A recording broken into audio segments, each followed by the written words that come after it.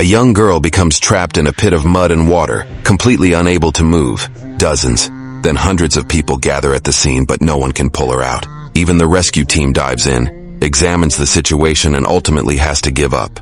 Days of physical torment and exhaustion cause her pupils to dilate, her eyes turning dark and lifeless, swallowing the last trace of hope.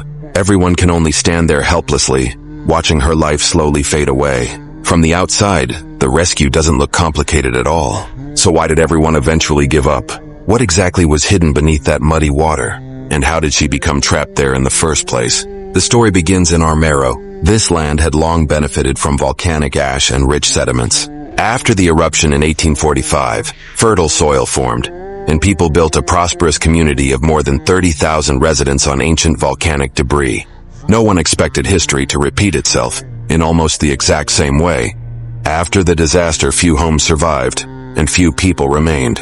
About 48 kilometers away stood a volcano named Nevado del Ruiz. It had slept silently for 68 years. But in November 1984, signs of renewed activity were detected. Magma deep underground was rising. By February 1985, seismic activity intensified. A deep rumbling echoed as gases were released. Villagers soon noticed a strange sulfur smell like rotten eggs. But most dismissed it as nature being nature, never connecting it with the catastrophic nightmare that was coming. The volcano began emitting steam, ash, and debris.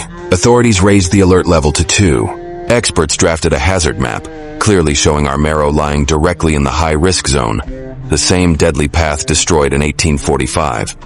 However, the map only indicated danger areas. It did not explicitly state whether a major eruption was imminent. No evacuation orders were issued. By November, volcanic activity continued increasing. Scientists repeatedly urged evacuation, but officials hesitated. The volcano had been active for almost a year without a massive eruption. Perhaps it would simply calm down. Leaders worried that evacuation could cause panic, economic loss, and political accountability. Then, at 3 p.m. on November 13th, disaster arrived. The volcano erupted violently. A massive dark ash column shot into the sky. Local authorities and the Red Cross sensed danger, but still waited for higher orders. By 5 p.m., volcanic ash covered the town like a suffocating blanket. Streets disappeared into darkness. Fear silently spread, yet there was still no evacuation message. People believed that if real danger existed, surely someone would warn them. At 8 p.m., Nevado del Ruiz reached peak eruption. Few believed danger could travel so far. After all, Armero was kilometers away. Loudspeakers instructed people to stay alert and wait for further announcements. At around 11:30 p.m., a terrifying roar thundered through the night. The power went out. The town plunged into darkness. Only then did people realize the catastrophe had come. But it was already too late. Glacial ice melted, mixing with ash and earth into a massive wall of mud, 3 to 8 meters high, rushing forward like a tsunami. It swallowed houses, cars, and human lives. Cries for help were drowned by the roaring lahar.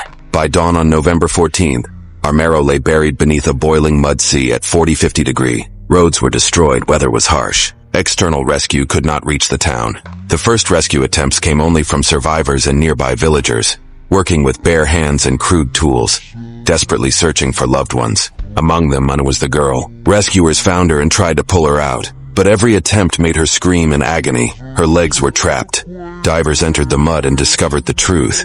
She was kneeling, both legs pinned under a massive slab of reinforced concrete.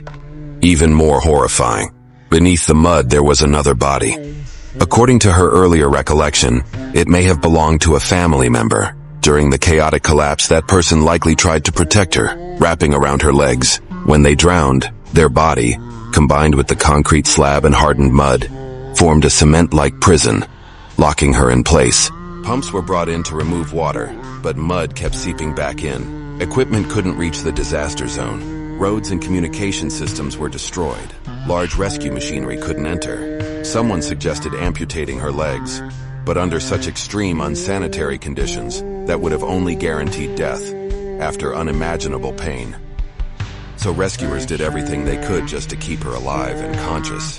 They built a crude support frame to prevent debris from crushing her further. Because she was slowly sinking whenever she fell asleep, rescuers handed her a stick to lean on, eventually having to tie her hands to it so she wouldn't slip under. Though terrified, She showed incredible courage when speaking to journalists. She smiled, sang, and even tried to joke. But as time passed, her body weakened. Prolonged immersion caused severe infection and tissue necrosis. Fever rose, vision faded. Her pupils dilated, nearly covering her entire eyes. Clear speech turned into delirious murmuring, then only cries of pain.